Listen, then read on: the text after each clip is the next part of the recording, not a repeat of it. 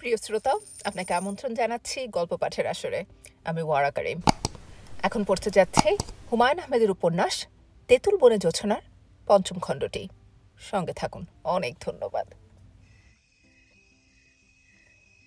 আনিস ঘরে ছিল না, কলে গিয়েছে। বাড়িতে আছে সুজাত মিয়া। সে বলতে পারল না ডাক্তার সাহেব কলে কোথায় গিয়েছেন, কখন ফিরবেন। মতি বলল, আফা, কোনো দুশ্চিন্তা নাই, ডাক্তার সাহেব না ফিরা পর্যন্ত আমি আসি। ডাক্তার সাহেবের হাতে আপনারা সোপর্দ কইরা তারপরে বিদায়। নবনী বলল, তোমার থাকার দরকার নেই, তুমি তোমার কাজে যাও, আমার অসুবিধা নেই। আমি পাহারা দিই, বাংলা ঘরের বারান্দাত বইসা থাকি। ভয়টাই যদি পান। সময় খারাপ, এখন আবার চলতেছে কৃষ্ণপক্ষ। কৃষ্ণপক্ষ হোক আর শুক্লপক্ষ হোক, তোমার পাহারা দিতে হবে না। আমার ভয় কম। তেলাপোকা আর টিকটিকি, এই দুটো জিনিস ছাড়া কোনো কিছুকে ভয় পাই না। মতির মন খারাপ হয়ে গেল। ভ্যান গাড়ি চলে গেছে।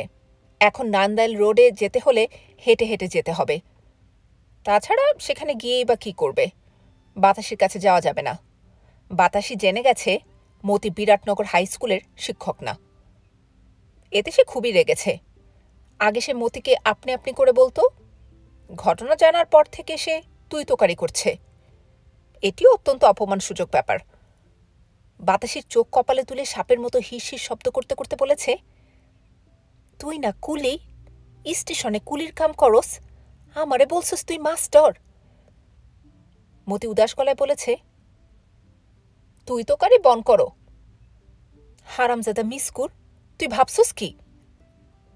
মতি অতি বিরক্ত হয়ে বলেছে, আমি যেমন কুলি, তুইও তেমন বাজারের নটি বেটি, কাটাকাটি। তুই বাইর হ কইলাম। মতি বের হয়ে চলে এসেছে। এরপর আর বাতাসের ঘরে যাবার প্রশ্ন ওঠে না। মতি যা পারে তা হলো নিজের বাড়িতে গিয়ে শুয়ে থাকতে পারে। সেখানেও সমস্যা আছে। তার বাড়ি মসজিদের ইমাম সাহেবের বাড়ির কাছাকাছি।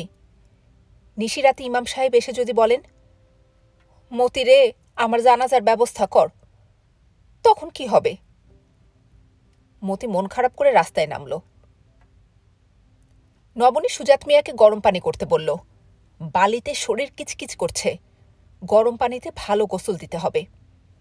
আগেরবার গোসলখানা বলে আলাদা কিছু ছিল না, এখন গোসলখানা বানানো হয়েছে। চৌবাচ্চা ভর্তি পানি। চৌবাচ্চা ব্যাপারটা ঢাকা শহর থেকে উঠেই গেছে। নবনী অনেক দিন পর চৌবাচ্চা দেখল। চৌবাচ্চা দেখলেই চৌবাচ্চার অঙ্কের কথা মনে পড়ে। একটা নল দিয়ে পানি আসছে, অন্য একটা নল দিয়ে পানি চলে যাচ্ছে। কত সময়ে চৌবাচ্চাটা শূন্য হয়ে যাবে। সময়ের সঙ্গে সঙ্গে অনেক কিছুই বদলায়, অঙ্কের ধরনও বদলাবে। একটা সময় অঙ্ক বইতে চৌবাচ্চার অঙ্ক বলে কিছু থাকবে না, নতুন ধরনের অঙ্ক থাকবে। মোবাইল ফোন নিয়ে অঙ্ক। যদি একটি মোবাইল ফোনে ইনকামিং চার্জ প্রতি মিনিটে 2 টাকা হয়, তবে নবনের ভালো লাগছে। ভ্যানগাড়ি ঝাঁকুনিতে শরীরের কলকবজা নড়ে গিয়েছিল, এখন মনে হচ্ছে জায়গা মতো বসেছে। চৌবাচ্চার পানি হিমশীতল, শরীর জুড়িয়ে যাচ্ছে। বাড়িঘর সুন্দর করে গোছানো, এটা দেখতেও ভালো লাগছে। খাটের চাদর টান টান করে বিছানো। খাটের পাশের টেবিলে টেবিল ল্যাম্প। আগেরবার টেবিল ল্যাম্প ছিল না, নতুন কেনা হয়েছে। আনিস চিঠিতে লিখেছিল, ঘরে ইলেকট্রিক তার ছিঁড়ে গেছে বলে ফ্যান ঘুরছে না, বাতি জ্বলছে না। নবনী দেখল ইলেকট্রিসিটি আছে, মাথার উপর দুর্বলভাবে ফ্যান ঘুরছে। অনেক রাত হয়েছে। ঘরের বারান্দায় নবনী বসে আছে। বারান্দায় আলো নেই। খোলা জানালা থেকে কিছু আলো এসে পড়েছে তার পায়ে। নবনীর কোলে একটা মোটা বাঁধানো বই। বই পড়ার মতো আলো নেই, নিজেকে ব্যস্ত রাখার জন্যেই বই হাতে রাখা, মাঝে মাঝে পাতা উল্টানো।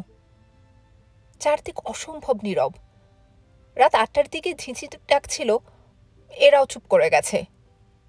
শহরের কোলাহল থেকে হঠাৎ এ ধরনের শব্দহীনতা মনের ওপর চাপ ফেলে। নবনীর কিছু ভালো লাগছে না। কিছুক্ষণ আগেও খিদে পাচ্ছিল, এখন সে খিদেও নেই। মতি নামের মানুষটাকে বিদায় করে দেয়া ঠিক হয়নি। সে থাকলে তার সঙ্গে কিছুক্ষণ গল্প করা যেত। আনিস ফিরলেও যে খুব গল্প করা যাবে তা না। আনিস চুপচাপ ধরনের মানুষ, কথা বললে মন দিয়ে কথা শুনবে, নিজ থেকে আগ বাড়িয়ে কখনোই কিছু বলবে না। সে যে কৌতূহল শূন্য মানুষ তাও না, তার কৌতূহল আছে, কিন্তু কৌতূহলের কোনো প্রকাশ নেই। এর কোনো মানে হয়? মানুষের ভেতর যা থাকবে তার প্রকাশও থাকা উচিত। আবেগ থাকবে অথচ আবেগের প্রকাশ থাকবে না, এটা কেমন ব্যাপার? সুজাত মিয়া কয়েকবার এসে নবনীকে দেখে গেছে। তাকে বলা হয়েছে সে যেন খাওয়া দাওয়া করে শুয়ে পড়ে। সে হ্যাঁ সূচক মাথা নেড়েছে, কিন্তু খেতে বসেনি, ঘুরঘুর করছে। যে যেমন, সে তার আশেপাশের মানুষগুলো সেরকম জোগাড় করে। সুজাত মিয়ার মুখে কোনো কথা নেই।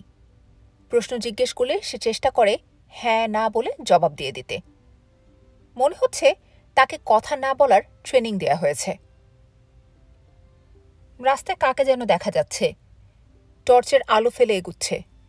মানুষটার গায়ে চাদর, চাদরে মাথাও ঢাকা। আনিস ফিরছে কি? তার সাইকেল চুরি গেছে, হেঁটে হেঁটেই ফেরার কথা। এই গরমে সে মাথায় চাদর দিয়ে আছে কেন? শরীর খারাপ করেছে নাকি? ডাক্তারদের শরীর খারাপ শুনতে খুব হাস্যকর লাগে, কিন্তু ডাক্তারদের শরীর খারাপ হয়, ভালো মতোই হয়।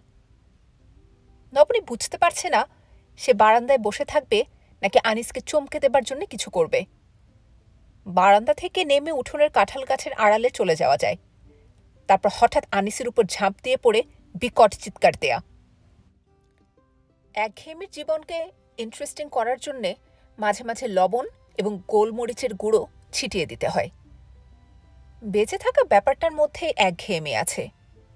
যে মানুষটা ৭০ বছর বাঁচে তাকে এই দীর্ঘ ৭০ বছর ধরে যথানিয়মে রাতে ঘুমোতে যেতে হয়। ৭০ বছর প্রতিদিন ৩ বেলা খেতে হয়। ক্লান্তিকর একটা ব্যাপার।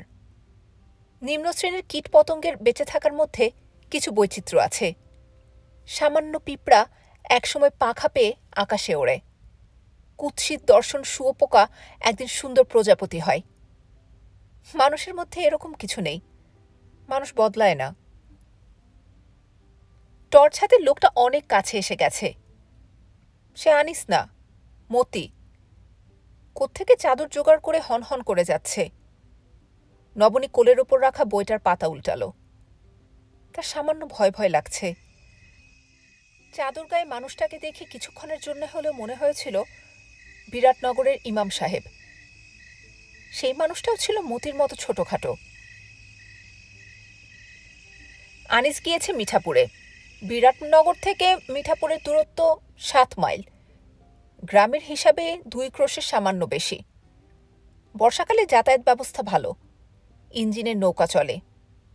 সমস্যা হয় শীতের সময়, শুকিয়ে যাওয়া বিলের ভেতর দিয়ে হাঁটা পথ। গ্রামের মানুষদের জন্য হাঁটা কোনো বড় ব্যাপার না, তারা মাইলের পর মাইল নির্বিকার ভঙ্গিতে হাঁটতে পারে। আনিস পারে না, তার কষ্ট হয়, পা ফুলে যায়। সাইকেল চুরি যাওয়াতে তার খুবই কষ্ট হচ্ছে। সে অনেকবারই ভেবেছে এমন গভীর গ্রামে রোগী দেখতে যাবে না। রোগীদের হাসপাতালে আসার ব্যাপার উৎসাহিত করতে হবে। হাসপাতালের ব্যাপারে এখনও গ্রামের মানুষদের ভেতর প্রবল ভীতি কাজ করছে। হাসপাতালে যাওয়া মানে সবার কাছ থেকে বিদায় নিয়ে যাওয়া। তাদের হিসেবে হাসপাতাল থেকে জীবিত ফিরে আসার সম্ভাবনা শূন্য। ডাক্তার বাড়িতে নিয়ে আসার পেছনে আরেকটি মানসিকতা কাজ করে, ক্ষমতা প্রতিপত্তি জাহির করার মানসিকতা। হে গ্রামবাসী, তোমরা দেখো, পাশ করা এমবিবিএস ডাক্তার বাড়িতে নিয়ে এসেছি। আনিস যে রোগী দেখতে যাচ্ছে তার বয়স অল্প, ১১-১২ বছরের কিশোর, নাম কাদের। হঠাৎ তার শরীর ফুলে গেছে, কথা বলতে পারছে না, কাউকে চিনতে পারছে না। অন্য ডাক্তার তার চিকিৎসা করছিলেন। চিকিৎসায় কোনো ফল হয়নি, বরং রোগীর অবস্থা আরও খারাপ হয়েছে। সেই ডাক্তার শেষ কথা বলে এসেছেন, রোগী ঢাকায় নিতে হবে। রোগীর আত্মীয় স্বজন রোগীকে ঢাকায় নিতে প্রস্তুত, কিন্তু শেষ চিকিৎসা হিসেবে আনিসকে দেখাতে চায়। অল্প বয়স্ক গম্ভীর ধরনের এই ডাক্তার সম্পর্কে নানান কথা শোনা যায়। এই ডাক্তারের সাইকেলের ঘণ্টা নাকি আজরাইল সহ্য করতে পারে না। আজরাইলের কানে যন্ত্রণা হয়, সে দূরে সরে যায়। মরণাপন্ন রোগী বিছানায় উঠে বসে চিকন গলায় বলে, কই মাছের সালন দিয়া ভাত খামু।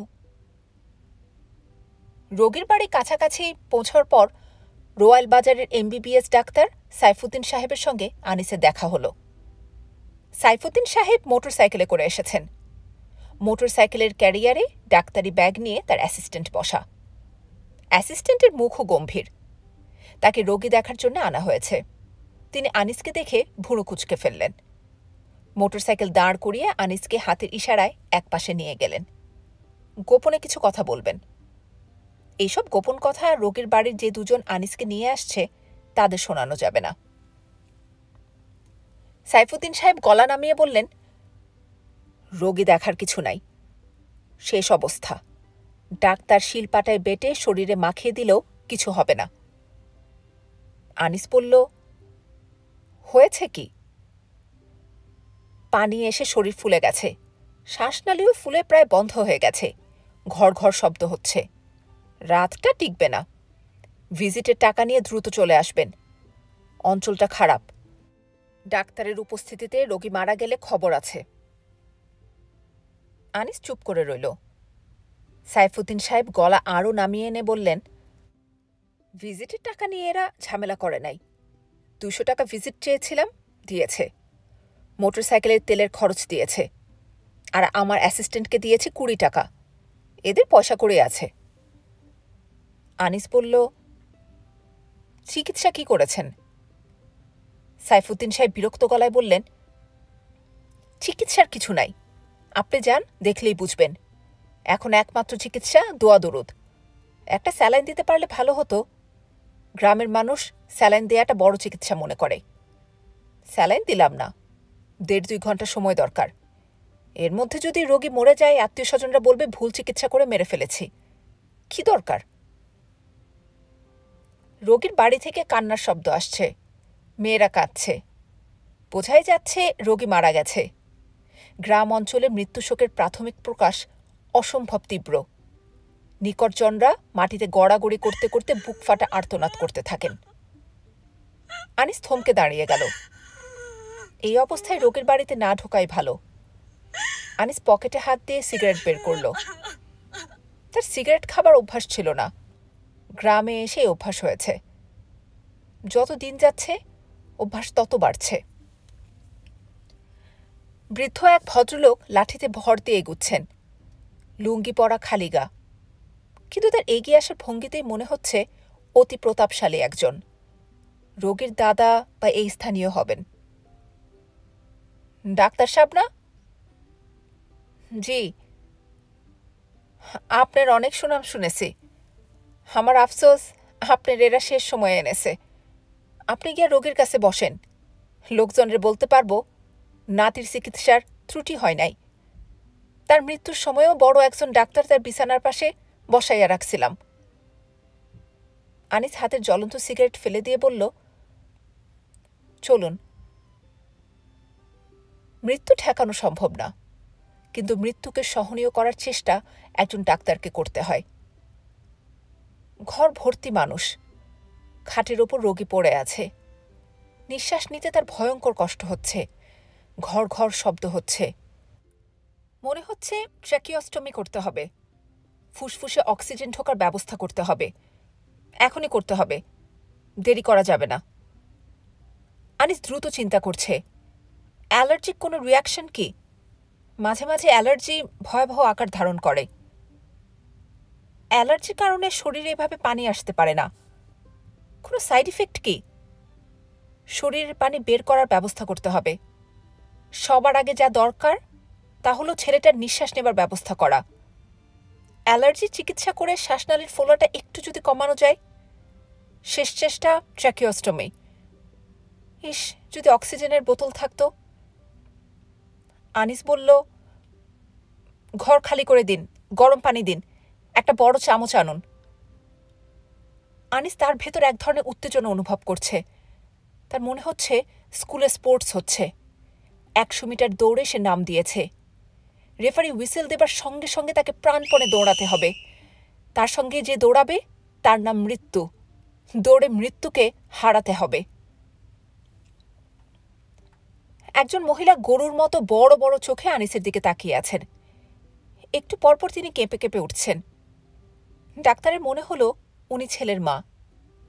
অসংখ্য মহিলার মধ্যেও রোগীর মাকে সবসময় আলাদা করা যায়। আনিস মহিলার দিকে তাকিয়ে বলল, আমি রোগীর গলায় ফুটো করব, ভয় পাবেন না, এছাড়া অন্য কোনো উপায় নেই। মহিলা পাথরের মতো স্তব্ধ হয়ে গেলেন। 2 ঘন্টার মতো সময় পার হয়েছে।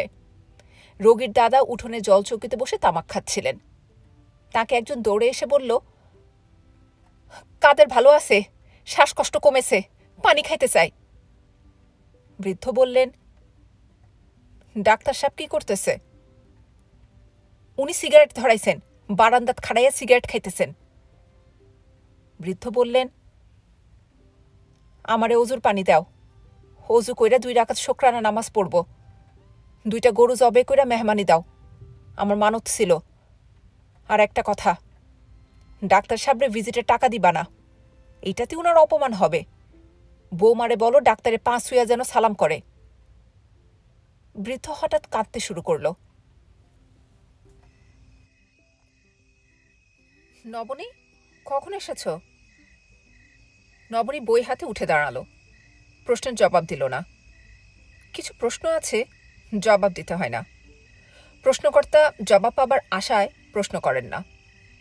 আনিসের এই প্রশ্নটাও সেই গোত্রের। জবাব দিলে ক্ষতি নেই, না দিলেও ক্ষতি নেই।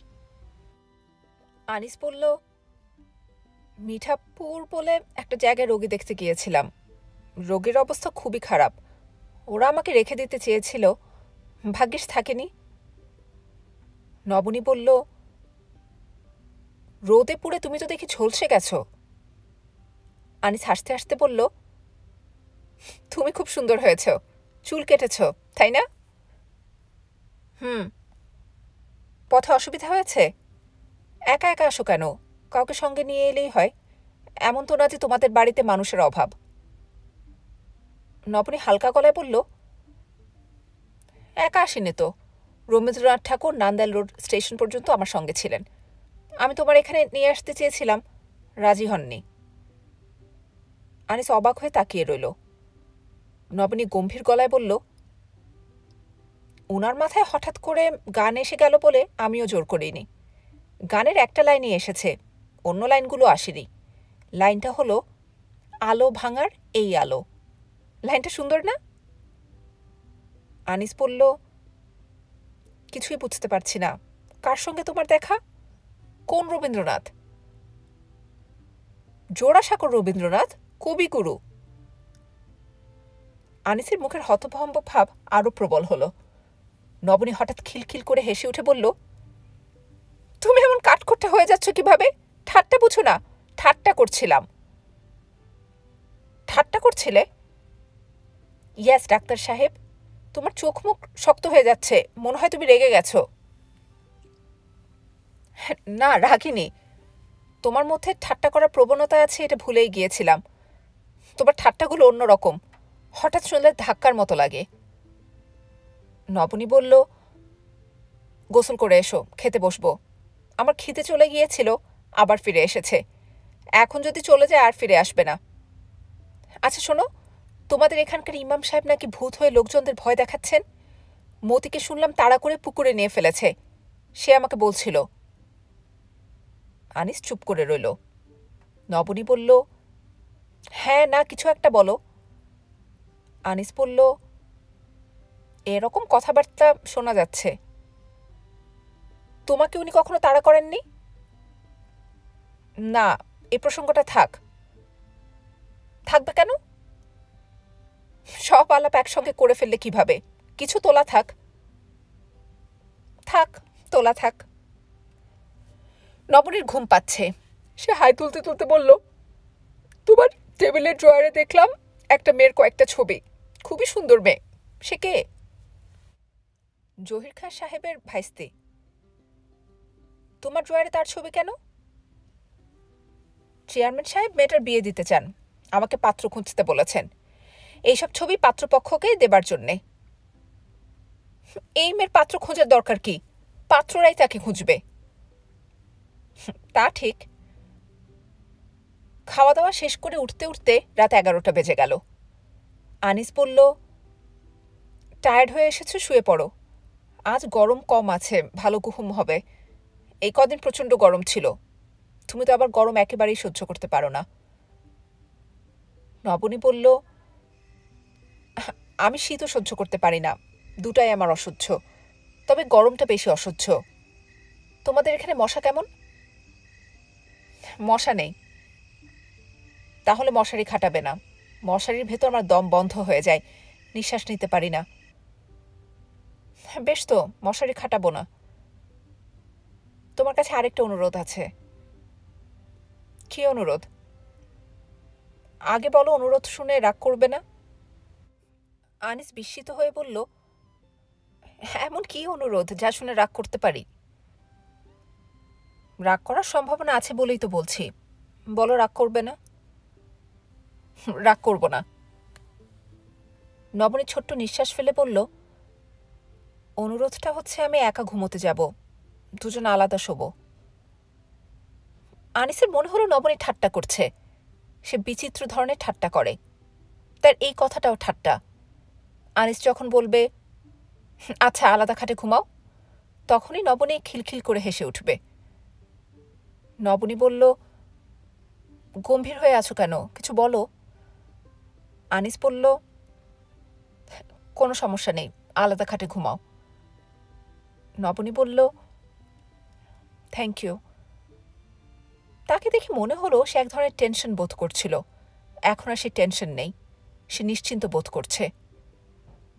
নবনী বলল, রাতে ঘুমোতে যাবার আগে আগে আমি হালকা লিকার দিয়ে 1 কাপ চা খাই, তুমি খাবে? আনিস বলল, না।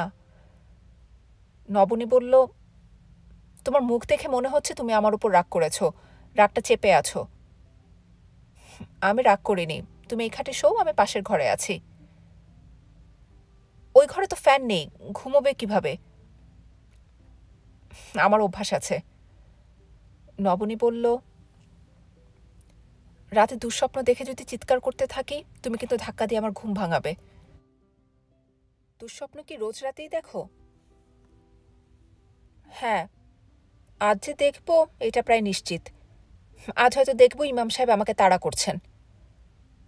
আনিস বলল, ঘুমের ওষুধ খেয়ে ঘুমাও, ঘুম গাঢ় হবে, স্বপ্ন দেখবে না। ডমরি ওষুধ খেয়ে সহজ গলায় বলল, ঘুম না আসা পর্যন্ত এসো, কিছুক্ষণ গল্প করি। আনিস বলল, বেশ তো, গল্প করো। তুমি কি কিংবদন্তি ডাক্তার হয়ে গেছো? লোকজন তোমাকে নিয়ে নতুন কোনো গল্প বানিয়েছে? নাম কি এখনো সাইকেল ডাক্তার আছে? সাইকেল নেই, সাইকেল ডাক্তার নাম থাকার তো কথা না। আনিস কিছু বলল না। নবনী বলল, আমি বড় মাছ রান্না করা শিখেছি, একদিন বড় মাছ আনিও তো, রান্না করে খাওয়াবো। আচ্ছা। রান্না শিখেছি তোমার মার কাছে। ও, বলতে ভুলে গেছি, এখানে আসার আগে তোমার বাবা মার সঙ্গে দেখা করে এসেছি। তারা ভালো আছেন, তবে দুজনের মধ্যে আবার ঝগড়া হয়েছে, কথা বন্ধ। তোমার বাবা বাসায় খাচ্ছেনও না, হোটেল থেকে খাওয়া আসছে।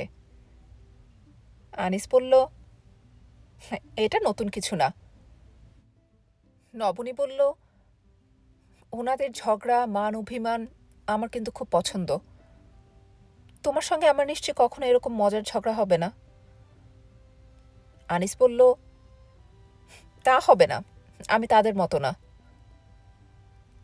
তুমি কি রকম? একটু আলাদা। কি রকম আলাদা? আনিস জবাব দিল না। তার সিগারেট খেতে ইচ্ছা করছে। নবনীর সামনে সিগারেট খাওয়া যাবে না।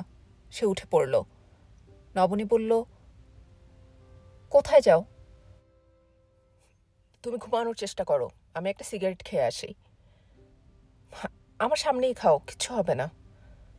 আনিস বলল, না। নবনীর দুঃস্বপ্নটা শুরু হয়েছে। শুরুটা সুন্দর। ঘুমের মধ্যে নবনী বুঝতে পারছে এই সুন্দরের শেষটা ভালো না, শেষটা ভয়ঙ্কর। শেষটা সে আন্দাজও করতে পারছে। নবনী হাঁটছে রেল লাইনের স্লিপারে পা রেখে রেখে। সামনেই ব্রিজ, যাচ্ছে ব্রিজের দিকে। চারদিক খুব সুন্দর, সবুজে সবুজ হয়ে আছে। বন জঙ্গল ঝোপঝাড় কিচ্ছু নেই।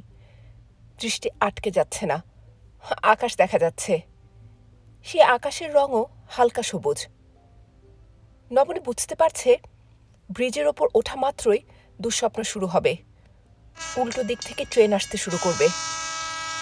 সে তখন না পারবে ব্রিজ থেকে লাফ দিতে, না পারবে রেল লাইনে দাঁড়িয়ে থাকতে। সবচেয়ে ভালো বুদ্ধি হচ্ছে এক্ষুনি ট্রেনের লাইন থেকে সরে দাঁড়ানো। সেটাও সম্ভব না। স্বপ্নে স্বাধীন ইচ্ছা বলে কিছু নেই। স্বপ্ন হলো পরিপূর্ণ সমর্পণ।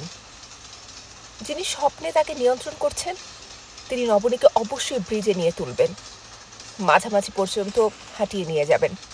তারপর উল্টো দিক থেকে কোনো এক আন্তনগর ট্রেন ছেড়ে দেবেন।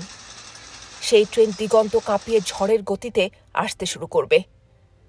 স্বপ্নের নিঃসঙ্গ জগতে তাকে রক্ষা করার কেউ থাকবে না। নবনী এখনো ব্রিজ পর্যন্ত পৌঁছায়নি। তার আগেই সে ঘুমের মধ্যে ব্যাকুল হয়ে কাঁদতে লাগল, আমাকে বাঁচাও, প্লিজ আমাকে বাঁচাও। ট্রেনের শব্দ পাওয়া যাচ্ছে। নবনী ছটফট করছে। তার ঘুম ভাঙানোর জন্য কেউ আসছে না। নবনীর ঘুম ভাঙল অনেক বেলায়। ঘরে ঝলমলে রোদ। জানালা ভেঙে পায়ের পাতায় রোদ পড়েছে। পা চিড়বিড় করছে। শরীরে আরামদায়ক আলস্য। রোদ থেকে পা সরিয়ে নিতেও আলসেমি লাগছে। রাতে রেললাইন ঘটিত দুঃস্বপ্নের পরেও ঘুম যে শুধু ভালো হয়েছে তা না, খুব ভালো হয়েছে। ঘুমের ট্যাবলেট চমৎকার কাজ করেছে। ট্যাবলেটের নামধাম জেনে নিতে হবে। সকালে জেগে ওঠার পরের 10 মিনিটের আলসেমের আনন্দের সীমা নেই। নবনীর খাটে উঠে বসতেও ইচ্ছে করছে না।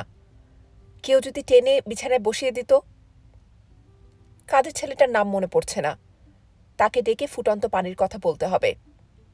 এই ছেলে চা কেমন বানায় এখনো জানা হয়নি। দিনের প্রথম চাটা খারাপ হলে পুরো দিনটাই নষ্ট হবে। দিনের প্রথমটা এবং রাতে ঘুমোতে যাবার আগে 1 গ্লাস ঠান্ডা পানি নবনীর জন্য খুবই গুরুত্বপূর্ণ ব্যাপার। সে যে কদিন থাকবে ঠান্ডা পানি সমস্যা হবে। রাতে ঘুমোতে যাবার আগে ঠান্ডা পানি পাওয়া যাবে না। এটা ভেবে নবনীর এখনই খারাপ লাগছে। আনিস যে বাড়িতে নেই এটা বোঝা যাচ্ছে। সিক্সথ সেন্স কিনা কে জানে। কে বাড়িতে আছে কে নেই এটা নবনীর চোখ বন্ধ করে বলে দিতে পারে। কেউ যখন বাড়িতে থাকে তখন তার শরীরের জীবন্ত গন্ধ বাড়িতে ভাসতে থাকে। সে চলে গেলে গন্ধটা চলে যায়। ছোটবেলায় এই পরীক্ষা সে অনেকবার দিয়ে অনেক লোকজনকে চমৎকৃত করেছে। হ্যাঁ, এখনও এই পরীক্ষা দিলে ভালো নাম্বার পাবে। নবনী উঠে বসল। এমনিতেই ঘুম ভাঙার পর তার মন প্রফুল্ল ছিল। উঠে বসার পর মন প্রফুল্লতম হয়ে গেল। খাটের মাথার পাশে রাখা টেবিলে ফ্লাস্ক, ফ্লাস্কের পাশে টি ব্যাগ, চিনি, দুধ। কাজটা আনিস করে গেছে। ফ্লাস্কে গরম পানি যে আছে এটা নিশ্চিত। নবনী টেবিলের দিকে হাত বাড়ালো। ফ্লাস্কের পাশে খাম। আনিস চিঠি লিখে গেছে। আনিসের হাতের লেখা ডাক্তারদের হাতের লেখার মতো জড়ানো না, স্পষ্ট সুন্দর অক্ষর। নবনী খাম খুলে চিঠি বের করল। নবনী, খুব আরাম করে ঘুমাচ্ছ বলে ঘুম ভাঙালাম না। সকাল 8টায় আমাকে ক্লিনিকে যেতে হয়। ভেবেছিলাম আজ ছুটি নিয়ে তোমার ঘুম ভাঙার জন্য অপেক্ষা করব। সম্ভব হলো না। ফ্লাস্ক ভর্তি গরম পানি রেখে গেলাম। আরও কিছু যদি লাগে সুজাত মিয়াকে বলবে, সে ব্যবস্থা করবে। সে কথা বলে না কিন্তু কাজে খুব দক্ষ। নাস্তা খেয়ে নিও। আমার ফিরতে ফিরতে দুপুর হয়ে যাবে। দুপুরে কি খেতে চাও সুজাত মিয়াকে বলবে। তোমার যা খেতে ইচ্ছে করে বললেই সুজাত রেঁধে দেবে। ও সব রান্না জানে। আনিস। নবনী চায়ের কাপে চুমুক দিয়ে গম্ভীর গলায় ডাকল, সুজাত মিয়া। সুজাত দরজা ধরে দাঁড়ালো। তার চোখ মেঝেতে। পায়ের বুড়ো আঙুল দিয়ে সে মেঝেতে অদৃশ্য নকশা করছে। দৃষ্টি সেই নকশায় নিবন্ধ। সুজাত মিয়া যে শুধু কথাই কম বলে তা না, চোখের দিকেও তাকায় না। তোমার ভাইজান চিঠিতে লিখেছে আমি দুপুরে যা খেতে চাই তাই রেঁধে খাওয়াবে, পারবে? সুজাত চোখের দিকে না তাকিয়েই হ্যাঁ সূচক মাথা নাড়ল। নবনী গম্ভীর গলায় বলল, দুপুরে আমি পিৎজা খেতে চাই, পিৎজা বানাবে, ঠিক আছে? সুজাত এবার চোখের দিকে তাকালো এবং চট করে চোখ নামিয়ে নিল না, তাকিয়েই রইল। নবনী বলল, আমি এ বাড়িতে আসার পর থেকে লক্ষ্য করেছি তুমি কারোর চোখের দিকে তাকাও না। ক্রমাগত মেঝের দিকে তাকিয়ে থাকো বলে তোমার ঘাড়ও বকের মতো বেঁকে গেছে। তুমি যাতে আমার চোখের দিকে তাকাও এই জন্যে পিৎজা খেতে চেয়েছি। আমি নিশ্চিত ছিলাম পিৎজা খেতে চাই শুনলেই তুমি চমকে আমার চোখের দিকে তাকাবে। বুঝতে পারছো কি বলছি? নবনী হাসি মুখে উত্তরের জন্য অপেক্ষা করছে। সুজাত মেয়ে উত্তর দিল না, চুপ করে রইল।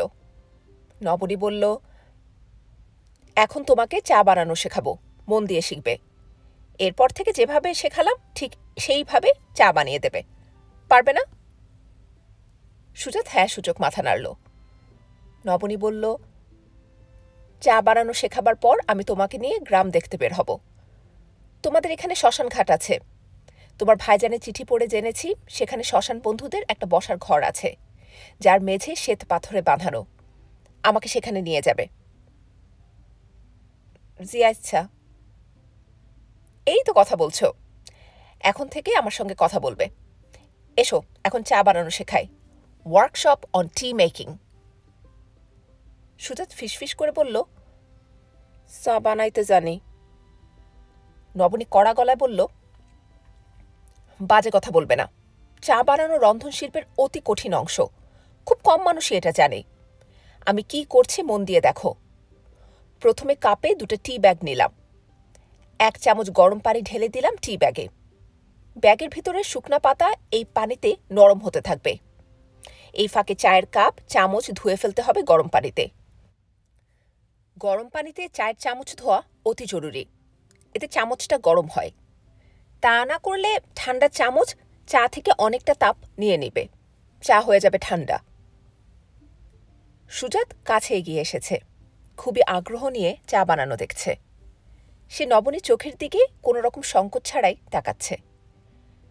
নবনী বলল, তোমাদের গ্রামের পাশ দিয়ে রেল লাইন গিয়েছে না? সুজাত মাথা নাড়ল। নবনী বলল, মাথা নাড়ানাড়ি করবে না, মুখে কথা বলো। গ্রামের পাশ দিয়ে রেল লাইন গিয়েছে? দূর আছে, জংলা পার হয়ে যাইতে হয়। তোমাদের এদিকে জঙ্গল আছে নাকি? কত দূর? মেলা দূর। হাঁটতে হাঁটতে যাওয়া যাবে? ফিরতে দিরং হইব, দুপুর পার হইব। হোক দুপুর পার, চলো রেল লাইন দেখতে যাব। তোমার ভাইজান দুপুরে ভাত খেতে এসে দেখবে ঘর তালা বন্ধ, কেউ নেই। সে আমাদের কোথাও খুঁজে পাবে না, মজা ভালোই হবে। রেল লাইন দেখার পর যদি হাতে সময় থাকে দেখি, তাহলে মন্দির দেখতে যাব। নবনী মিটিমিটি হাসছে। সুজাত মেয়ের মনে হলো ভাইজানের স্ত্রী মানুষটা অন্যরকম। ভাইজান ভালো, তার স্ত্রীও ভালো, দুইজন দুই রকম ভালো। একটা ব্যাপার শুধু মিলছে না, ডাক্তার সাহেবের পরিবার অতিরিক্ত সুন্দর।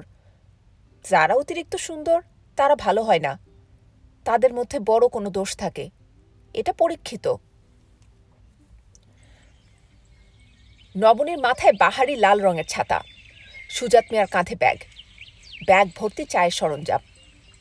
নবনী এগুচ্ছে দ্রুত পায়ে, ঝাঁ ঝাঁ রোদ, কিন্তু তার হাঁটতে ভালো লাগছে। মাঝে মাঝে গরম বাতাসের ঝাপটা চোখে মুখে লাগছে, শরীর চিড়বিড় করে উঠছে। এই চিড়বিড়ানিটাও ভালো লাগছে। গ্রামের মানুষজন কৌতূহলী চোখে তাকে দেখছে। তাদের কৌতূহলী চোখের দিকে তাকাতেও মজা লাগছে। তারা কি ভাবছে জানতে পারলে ভালো হতো, এটা সম্ভব না। সুজাত মিয়া এখন বেশ সহজভাবেই নবনীর সঙ্গে গল্প করছে। তার গল্প বলার ভঙ্গি খুবই সংক্ষিপ্ত। গল্প শুরু করে সে চুপ করে যায়, বাকি অংশ প্রশ্ন করে বের করতে হয়। যেমন সুজাত মিয়া বলল, মেয়ে আসছে, হইলদা বোরকা। নবনী বলল, কোন মেয়ে এসেছে বোরকা পরে? ইমাম সাহেবের। যিনি মারা গিয়েছেন সেই ইমাম সাহেব? সকিনা। সকিনা কি মেয়ের নাম? কবে এসেছে? আজ সকালে, খুব কাঁদতেছিল। কাঁদারই তো কথা, বাবা মারা গেছে, বাবার কবর দেখতে এসেছে, কাঁদবে না তো কি করবে, খিলখিল করে হাসবে। 2 হাত দিয়া তেঁতুল গাছ ধইরা কাঁদতেছিল, যে তেঁতুল গাছে তার বাবা ফাঁসি দিছিল সেই তেঁতুল গাছ। আহারে বেচারি, তেঁতুল গাছ কাটাইয়া ফেলবো, চেয়ারম্যান সাহেব হুকুম দিছে। তেঁতুল গাছ কাটাবে কেন? তেঁতুল গাছে দোষ লাগছে, মানুষ যে গাছে ফাঁস নেয় সেই গাছে দোষ লাগে। নবনী সুজাত মিয়ার দিকে তাকালো। গল্প শেষ হয়েছে নাকি আরও কিছু বাকি আছে সেটা জানার চেষ্টা। সুজাত নিঃশ্বাস ফেলে বলল, তেঁতুল গাছটার তেঁতুল খুবই মিষ্টি। নবনী ধমক দিয়ে বলল, বাজে কথা বলবে না সুজাত মিয়া, তেঁতুল কখনো মিষ্টি হয় না, তেঁতুল একটা টক ফল। আরবের তেঁতুল মিষ্টি হয়। এটা আরব না, বাংলাদেশ। তাছাড়া ওই তেঁতুল গাছে তেঁতুল আমি খেয়েছি, ভয়ঙ্কর টক। আমার সঙ্গে কখনো বানিয়ে কথা বলবে না, আমি নিজে কখনো বানিয়ে কথা বলি না, অন্যেরা বললে রাগ করি, বুঝতে পারছ? যে সুজাত মিয়া, তোমার খিদে লেগেছে? না। খিদে লাগলে বলবে, ব্যাগে বিস্কিট আছে, অ্যাপেল আছে। রেল লাইন আর কত দূর? দূর নাই। অনেকক্ষণ থেকেই তো বলছো দূর নাই, তারপরেও তো দেখা পাচ্ছি না। সুজাত মিয়া দাঁত বের করে হাসল, কারণ অনেকক্ষণ থেকে সে যদিও দূর নেই বলছিল, এখন সত্যি আর দূর নেই। বাঁকটা পার হলেই রেল সড়ক। নবনী রেল সড়কে উঠে এসেছে, খুবই বিস্মিত বোধ করছে। অবিকল এরকম রেল লাইন সে স্বপ্নে দেখেছে। কোথাও দৃষ্টি আটকাচ্ছে না, যত দূর চোখ যাচ্ছে ফাঁকা মাঠ, রেল লাইনের দুপাশে কাশবন, বাতাসে কাশফুল কাঁপছে, ঢেউয়ের মতো হচ্ছে। স্বপ্নের কাশফুলগুলো এভাবেই কাঁপছিল। রেল লাইনে স্লিপারে পা রেখে রেখে নবনী এগুচ্ছে, তার শরীর কেমন ঝিমঝিম করছে। স্বপ্নে সে এভাবেই হাঁটছিল। স্বপ্নে সে ছিল একা, এখানে তার পাশে আছে সুজাত মিয়া। পা ছোট হলেও সুজাত দ্রুত হাঁটতে পারে। নবনী বলল, আশেপাশে কোনো ব্রিজ আছে, নদীর ওপর পুল?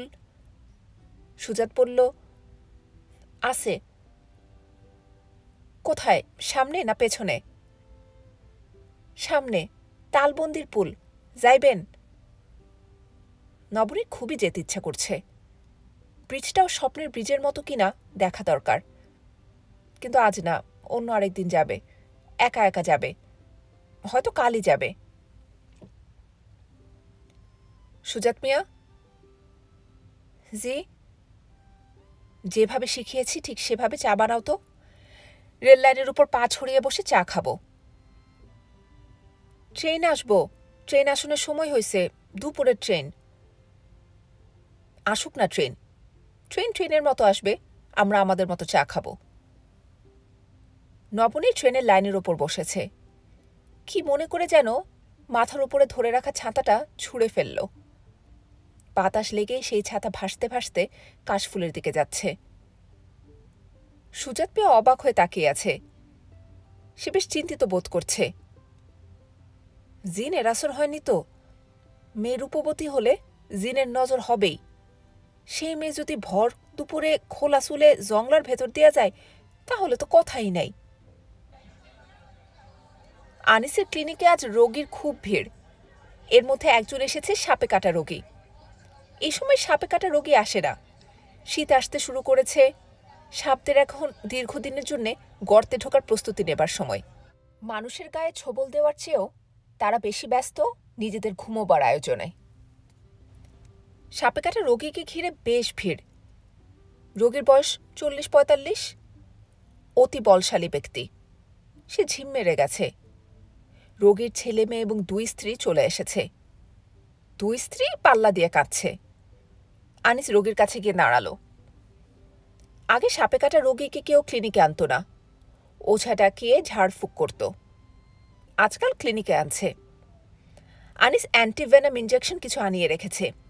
ইঞ্জেকশনগুলো দামি, ঠান্ডায় রাখতে হয়। ক্লিনিকে ফ্রিজ নেই। গরমে ইঞ্জেকশনগুলোর কার্যক্ষমতা নষ্ট হয়ে যাবার কথা। তাছাড়া এক এক ধরনের সাপের জন্য এক এক রকম অ্যান্টিভেনাম। কোন সাপে কামড়েছে তা জানা দরকার। আনিসের ধারণা গ্রামের মানুষরা সাপের সঙ্গে বাস করলেও সাপ চেনে না। সাপে কাটা রোগী যে নিজের চোখে সাপকে ছোবল দিতে দেখেছে, সেও সাপটা কীরকম বলতে পারে না। কী সাপ প্রশ্ন করলে একটাই উত্তর, কাল সাপ।